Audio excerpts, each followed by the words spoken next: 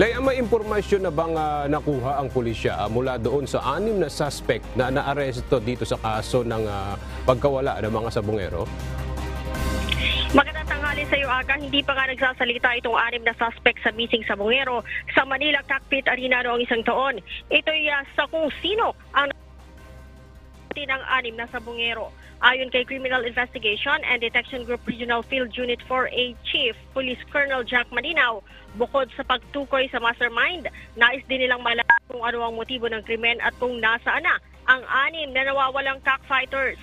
Inaalam na rin ng mga otoridad kung kanino ang bahay na tinutuluyan ng 6 na suspect sa Parañaque kung saan nahuli ito ang sina Julie Patidongan alias Dondon, Mark Carlos Zabala, Virgilio Bayug, Roberto Matiliano Jr., John Reconsolacion at Blair Codilla.